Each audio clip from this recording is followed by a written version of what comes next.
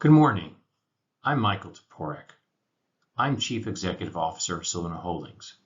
Thank you for joining me for our August 2022 Flash Report. We begin with the usual preamble.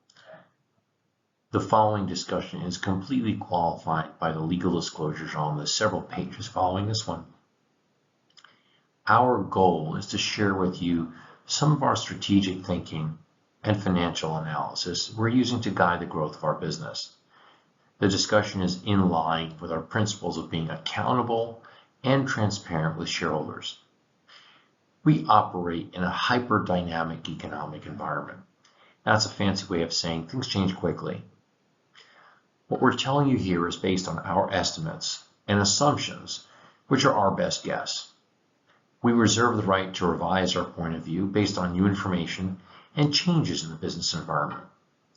Despite an uncertain, dynamic environment, we have to plan and make operating and investment decisions. This presentation lays some of that out for your review.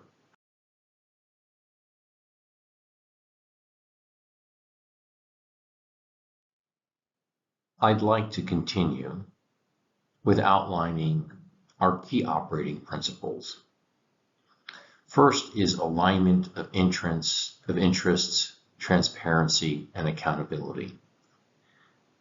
Brookstone Partners, a private equity firm that I'm affiliated with, owns just under 30% of the common equity of the company.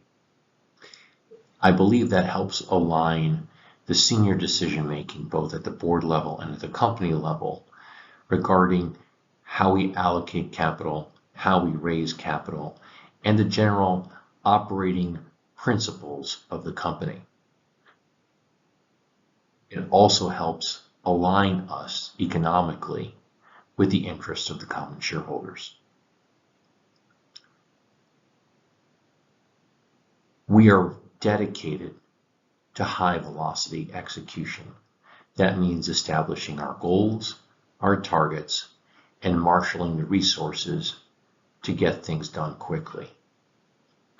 You'll also notice that since inception in this business, we've emphasized return on invested capital, measuring our returns on invested capital, and capital discipline in terms of how we run the business. We've also expressed to you a long-term strategy and vision that extends beyond crypto mining into batchable computing and other high-density computing sectors.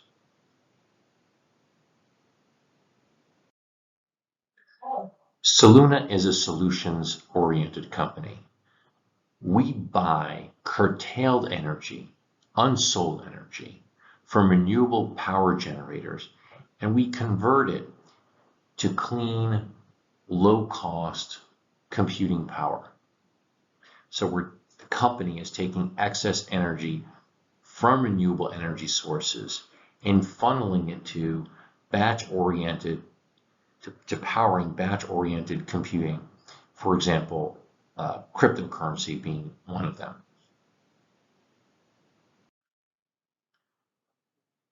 Soluna's market opportunity beyond crypto is what we're calling batchable computing. That's basically computing power that can be flipped on and off as resources are economically available from power generation. So the first market we're applying this to is the digital currency market.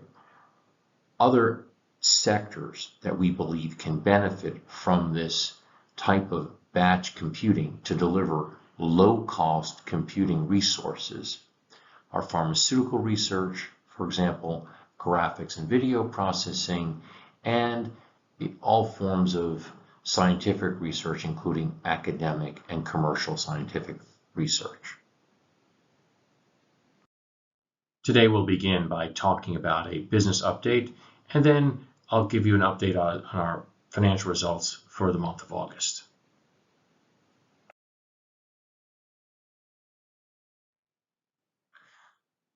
We like to think of Soluna as the right company with the right plan for a volatile environment that we've specifically engineered to thrive in a Bitcoin downturn.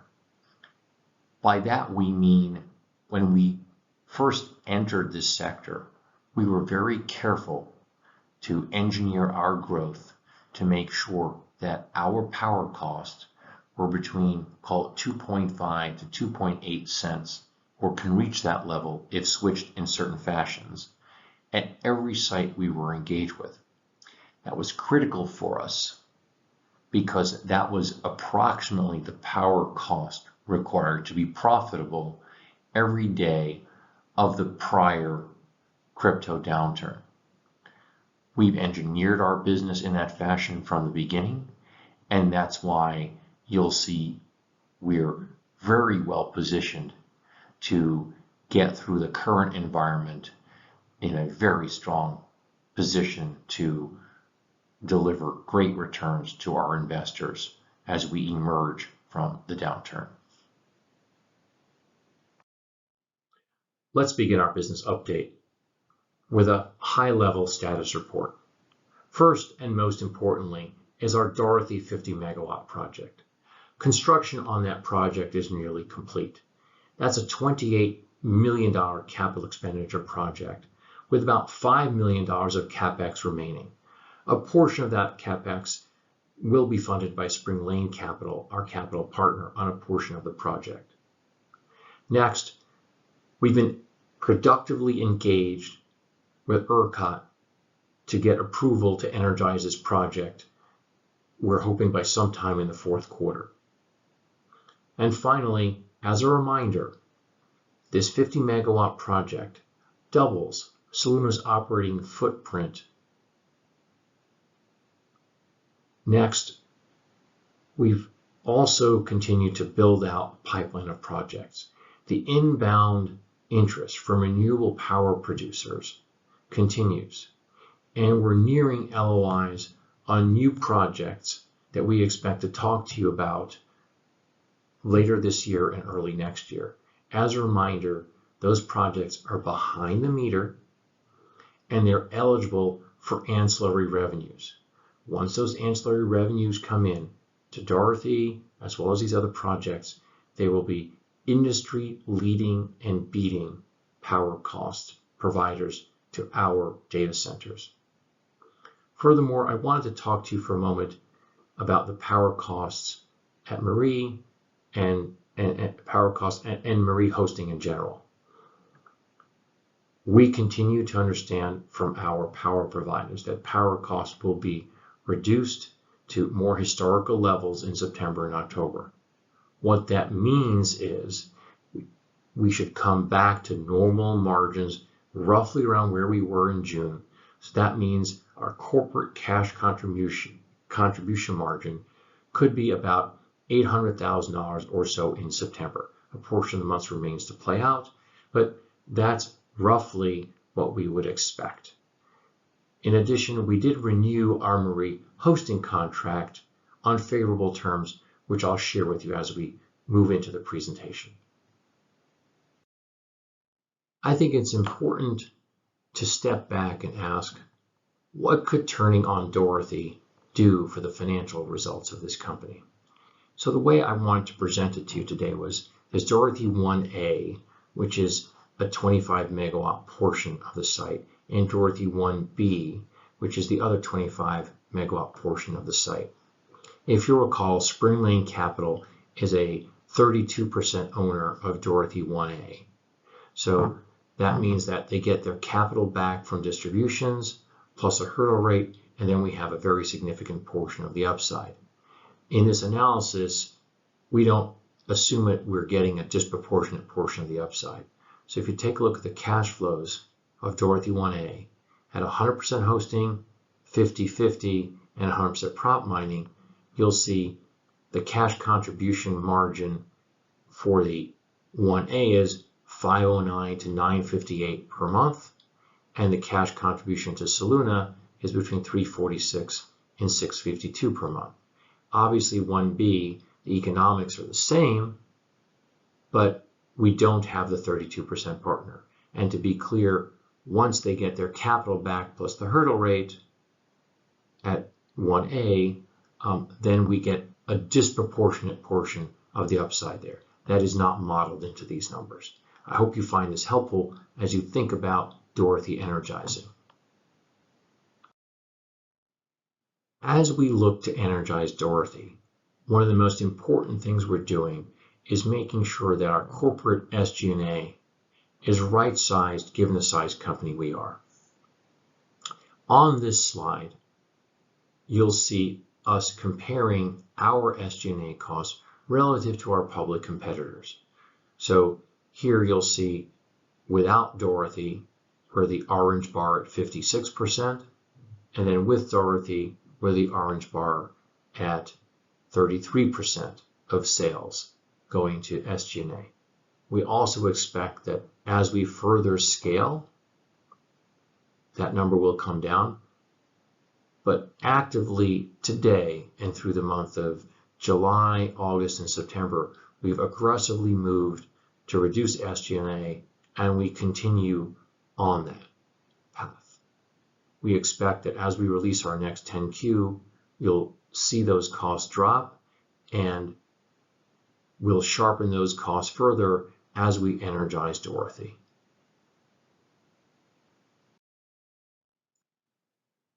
We've had to make some adjustments in our operations to support the Dorothy build-out and also really to adapt to the operating environment.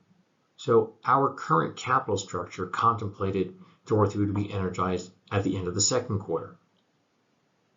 Also, Bitcoin pricing declines, power cost increases, ERCOT delays have really played into adjustments that we've had to make.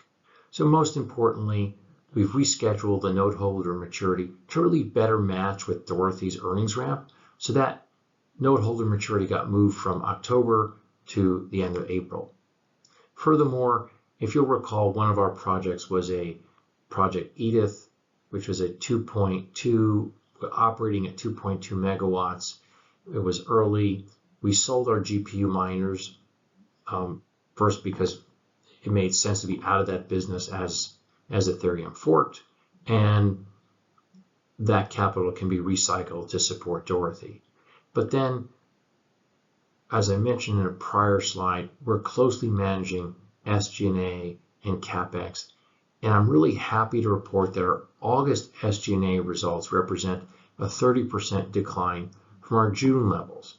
We're eliminating certain activity-based spending like travel, legal, consulting, because we're trying to make sure that every dollar that we have can be well justified and goes to properly support the build out of our organization.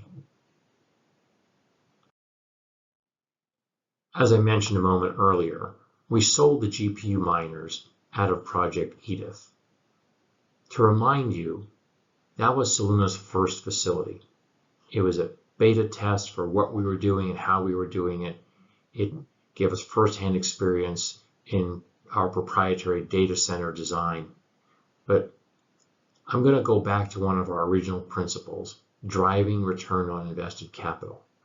So the book on that deal is closed. We invested our capital, we harvested, and then we closed the book on that.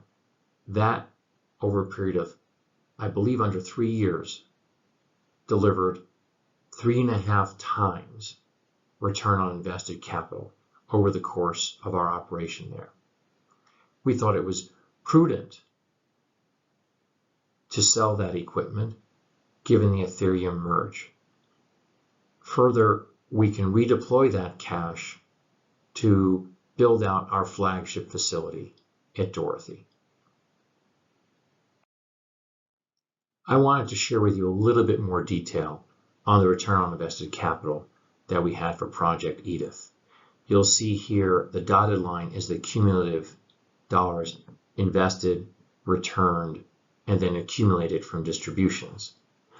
And you'll see the blue bar is our EBITDA contributions, and the orange bar is our CapEx. You'll see in the first quarter of 2022. We did a little bit of a refresh there. And all the way to the right, you'll see the sale proceeds from these GPU miners. We achieved about $500,000 up front, and then in March of 23, we'll get approximately $300,000.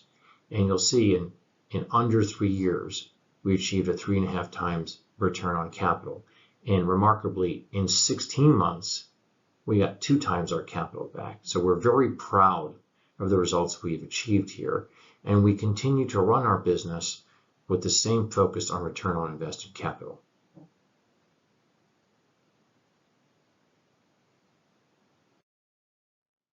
On this page, we have the details of the Marie hosting contract economics from a historical perspective.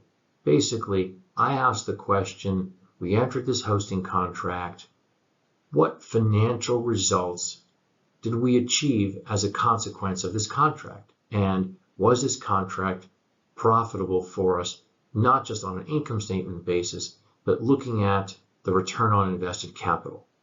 And did it meet our expectations? So the capital that we have invested in this proportionate part of Marie that we have out on this hosting contract is about $1.4 million.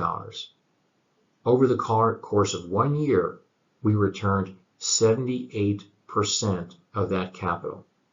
That is a very strong return that I'm extremely proud of the team for delivering through, storms, tornadoes, all sorts of outages if you've been following us.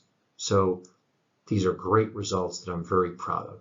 So given these results, let's take a look at the potential results of the renewal of that contract. Next, I wanted to review with you the new terms of our hosting contract and demonstrate to you how these terms are significantly improved to us along several variables. First, there's significantly reduced risk while we believe maintaining meaningful upside in our contract. And second, I wanted to also demonstrate to you that this was priced taking into account that we need to earn a strong return on invested capital. So margins to date, as you saw in the prior slide, are about 1.12 million. Based on this new contract construct, we believe we would earn 1.63 million. Taken together, that sums to 2.75 million. If you take into account how much capital we have invested per megawatt in that site, that gets us to a nearly 2x return on invested capital over 2 years.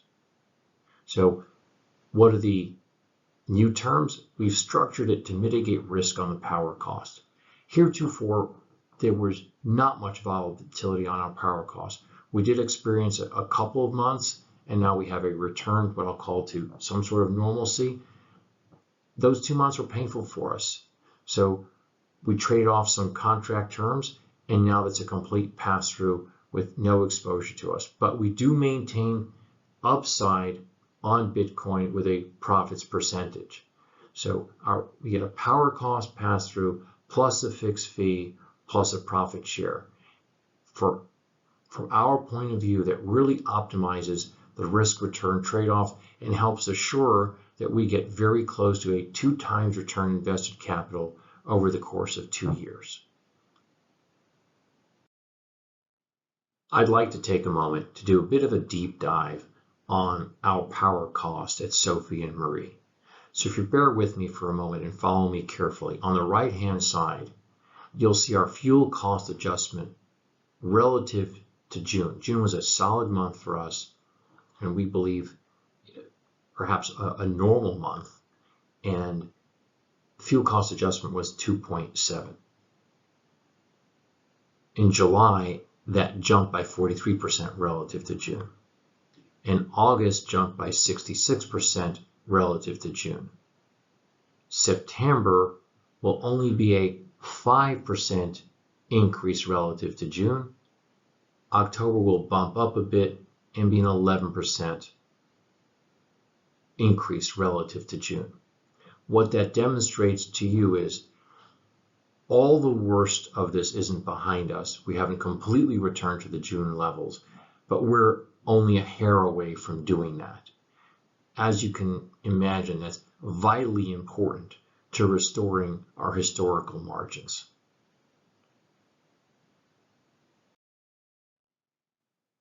As referenced earlier, we do expect our power costs to decline in September. If you look at the chart on the right that helps put out an illustrative normalized cash contribution, it slowly drives you to an $877,000 number using June fuel cost level, assuming a slightly elevated fuel cost for September relative to June, as explained on the prior slide. You're looking at roughly an $800,000 cash contribution margin.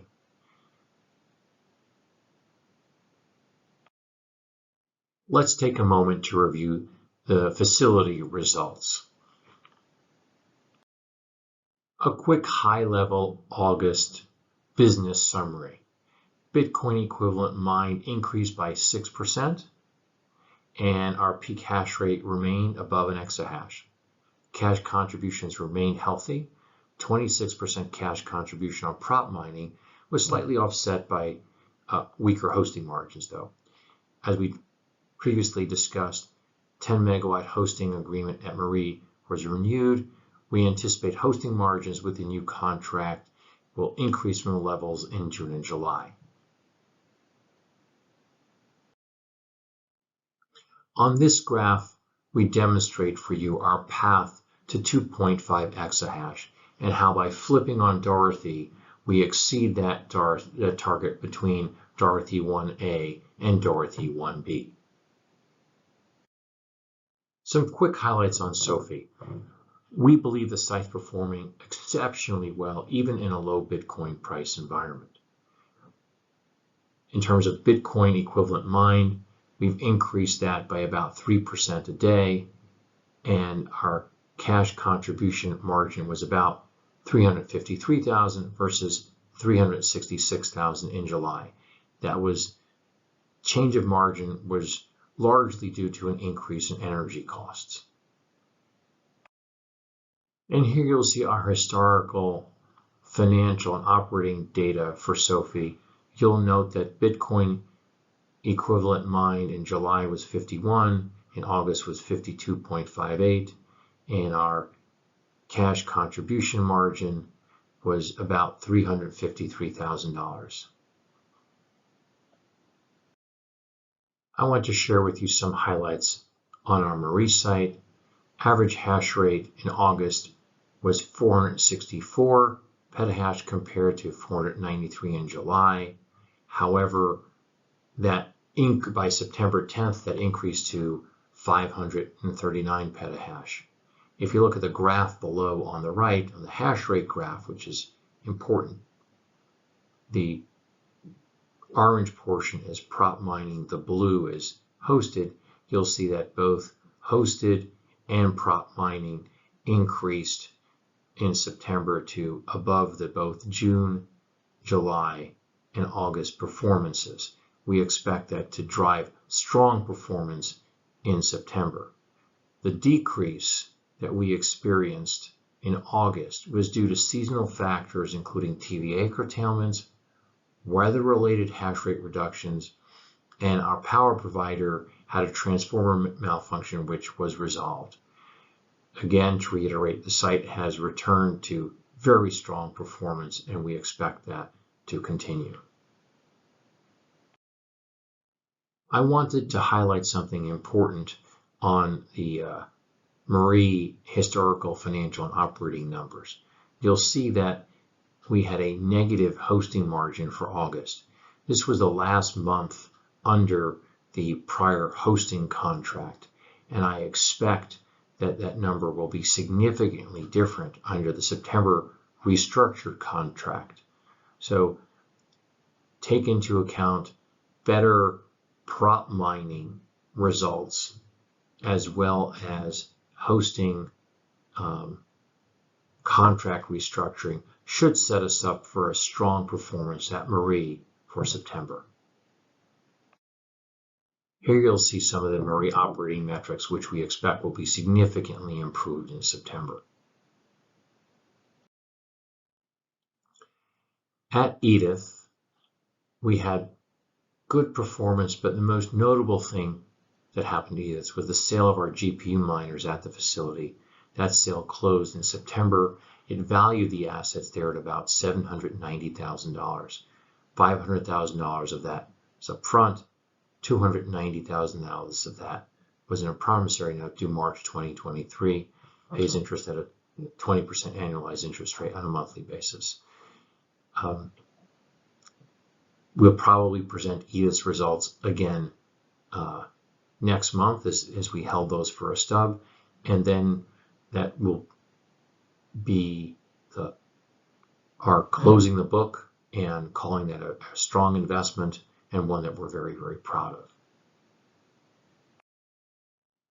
Here you'll see Edith's historical financials and operating results, and we'll present it to you next month for the stub period for the month, and again, that'll be our last presentation of Edith's materials. So on a consolidated basis, some important numbers to highlight. Average Bitcoin mine increased by 6% versus July.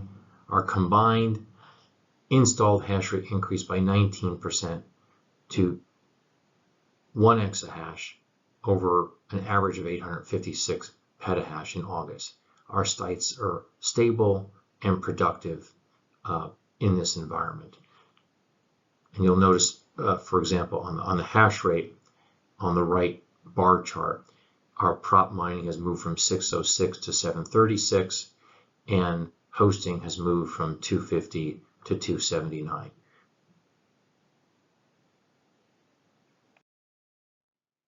The following is our consolidated Soluna computing financial information.